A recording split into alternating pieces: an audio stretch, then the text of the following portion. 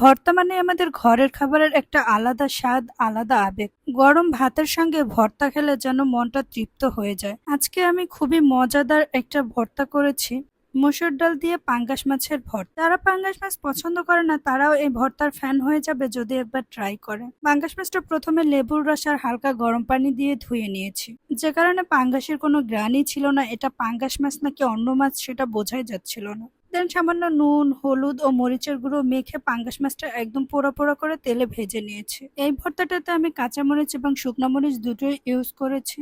আর পাঙ্গাস মাছের এই ভর্তাটাতে ঝালের পরিমাণ একটু বেশি হলে ভালো লাগে। শুধু পাঙ্গাস মাছের ভর্তা কেন, যে কোনো ভর্তায় একটু ঝালের পরিমাণটা বেশি দিলে ভালোই লাগে।